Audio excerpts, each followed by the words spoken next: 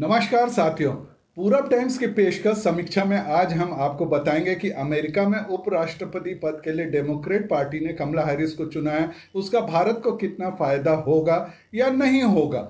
America में इस वक्त राष्ट्रपति के चुनाव जोर शोर से चल रहे हैं, जहां इस वक्त के राष्ट्रपति डोनाल्ड ट्रंप ने उपराष्ट्रपति पद के लिए अपने पुराने साथी व उपराष्ट्रपति माइकल पेंस को फिर से साथ देने चुना है। वहीं दूसरी तरफ डेमोक्रेट कैंडिडेट जो बाइडेन ने उपराष्ट्रपति पद के लिए अपने साथ देने के लिए कमला हैरिस को चुना है। वैसे अमेरिका की पहचान, वोटरों की पहचान का एक तरीका श्वेत और अश्वेत वोटों से भी है। नस्लवाद उस देश को बांट रहा है। ब्लैक लाइव्स मैटर मूवमेंट जोरों पर है। नस्लवाद को बढ़ावा, उसके ऊपर से कोरोना महामारी से लड़ने के लिए ठीक से इंतजाम नहीं कर पाने के कारण ट्रंप चुनाव में बैकफुट पर है। नस्लवाद के मामले में विरोधी उम्मीदवार जो बाइडेन का रिकॉर्ड भी अच्छा नहीं रहा है और अपनी स्थिति मजबूत करने के लिए उन्हें एक अश्वेत चेहरे की जरूरत थी। 100 से ज्यादा अश्वेत सेलिब्रिटी, एथलीट, विद्वानों ने बाइडेन से चिट्ठी लिखकर अफ्रीकी अमेरिकन महिला को इस पद के लिए चुनने की मांग की थी। इसके अलावा मी टू आंदोलन ने लैंगिकता के मुद्दे को इतना बड़ा कर दिया था कि बाइडेन ने उपराष्ट्रपति पद एक महिला के लिए आरक्षित कर दिया था।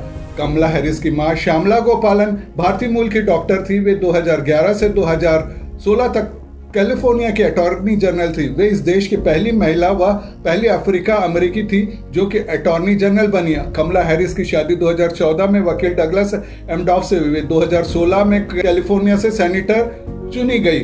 उनकी उम्मीदवार बनाने से वहां के भारतीय व अश्वेत समुदाय बहुत खुश है। हम भारतीय मूल के लोग उनकी इस पद के लिए उम्मीदवारी से बौराने लगे, जिसका एकमात्र कारण यह है कि उनके माँ नाना का घर सही अर्थों में एक दक्षिण भारतीय घर था। एक वीडियो भी सामने आया जिसमें वो भारतीय मूल के एक डॉक्टर के साथ डोसा बनाती दिख रही, जिसमें वो स्वीकार करती है कि उन्होंने कभी डोसा नहीं बनाया। विदेशों में रहने वाले भारतीयों के व्हाट्सएप ग्रुप भी उनके चुने जाने को लेकर खुश हैं। उन्हें लग रहा है कि ये उनकी खुद की सफलता का सबूत है। परंपरागत रूप से भारतीयों को डेमोक्रेटिक पार्टी का समर्थक माना जाता है। कोरोना व अमेरिका की मौजूदा आर्थिक हालत से परेशान अमेरिका के राष्ट्रपति डोनाल्ड ट्रंप नवंबर माह में होने वाले अपने चुनाव में वहां रह रहे भारतीयों का समर्थन हासिल करने के लिए जी जान से कोशिश। यही वजह थी कि उनके साथ एक रैली को संबोधित करते हुए प्रधानमंत्री नरेंद्र मोदी ने भारतीय लोगों को लुभाने के लिए अब की बार ट्रंप सरकार का नारा लगाया। खुद ट्रंप ने भी अपने चुनाव में यह नारा लगाए थे। इस बार पहले जैसे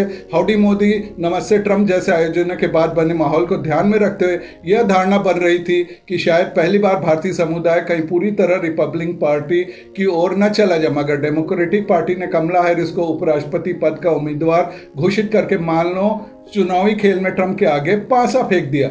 अमेरिकी भारतीयों, खासकर कट्टर हिंदुओं का झुकाव मौजूदा राष्ट्रपति डोनाल्ड ट्रंप की तरफ हो सकता है, क्योंकि उन्हें भारत के समर्थक के रूप में देखा जाता रहा है। कश्मीर और विवादित नागरिकता संशोधन कानून के मामले में ट्रंप प्रशासन अधिकतर चुप ही रहा, जबकि प्रमिला जयपाल और बर्नी सैंडर्स जैसे डेमोक्रेट नेता इन विषयों पर बोलते रहे।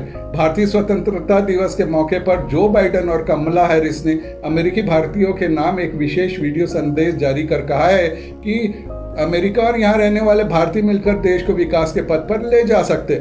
इससे पहले जो बाइडेन ने अमेरिकी मुसलमानों के लिए विजन डॉक्यूमेंट जारी किया था, जिसमें कश्मीर के मुद्दे और राष्ट्रीय नागरिकता रजिस्टर के बारे में कहा गया था। इस विजन डॉक्यूमेंट से कई अमेरिकी भारतीय नाराज हो गए थे।